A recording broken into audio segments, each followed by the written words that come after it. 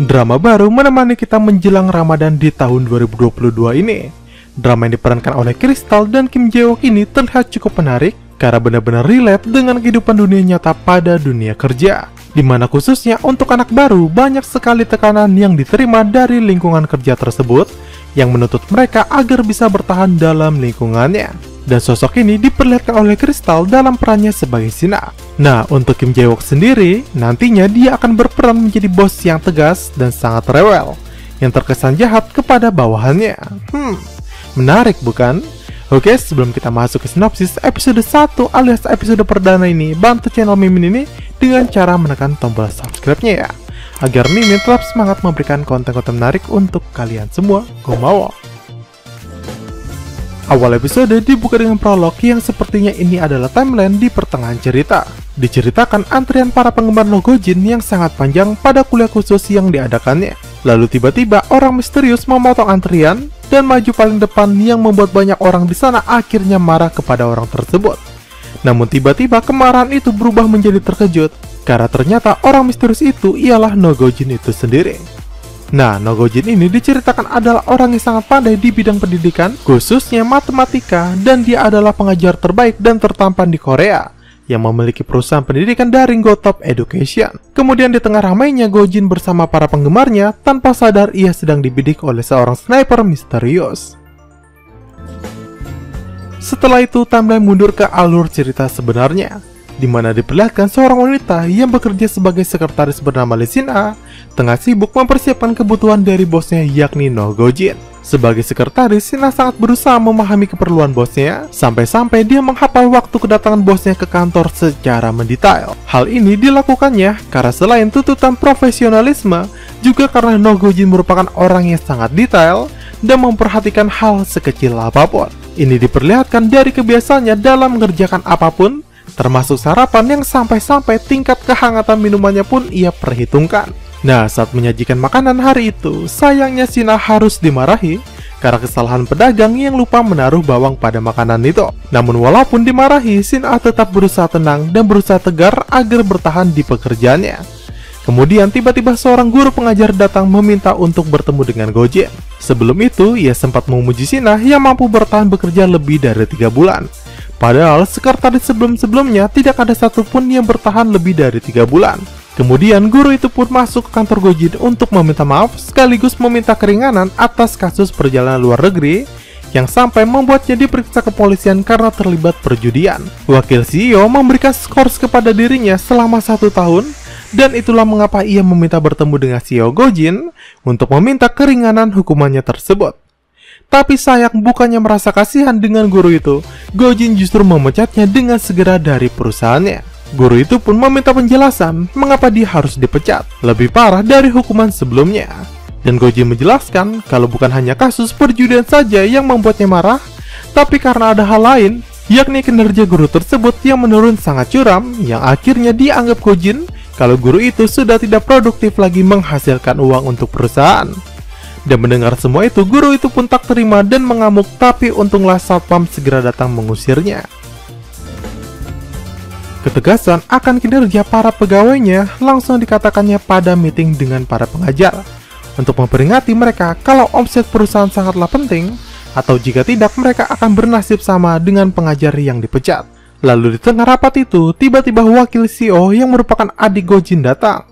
Gojin pun mengajaknya untuk berbicara empat mata dengan memberikan kode-kode agar mereka bisa makan malam bersama, namun ditolak oleh adiknya. Nah, rupanya Gojin melakukan itu karena ia sangat berharap adiknya memberikan surprise ulang tahun. Yang ternyata, saat itu juga adiknya langsung memberikan kejutan ulang tahun untuknya. Dan Gojin pun merasa sangat senang, tapi tiba-tiba berubah menjadi kesal. Karena ternyata ada haters yang mengirimnya kado ulang tahun berupa mayat hewan yang berlumuran darah. Dan rupanya teror itu juga sudah berlangsung lama dan bukan pertama yang ia dapatkan. Ternyata yang menekannya dalam pekerjaan bukan hanya bos Gojin semata, melainkan para pegawai dan guru-guru yang bersikap arogan kepada Sin-a.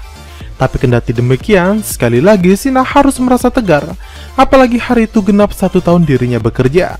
Sebuah rekor yang harus dicatat, karena tidak pernah terjadi pada sekretaris-sekretaris sebelumnya. Sin-a yang merasa senang semakin bahagia, karena setidaknya ada satu orang yang baik di kantor itu, yakni adik dari Gojin, yang bahkan memberikannya bunga dan ucapan manis sebagai perayaan 1 tahun dirinya bekerja. Nah, Shin-ah sendiri rupanya juga sangat menyukai wakil CEO Osaki yang selalu baik kepadanya tersebut.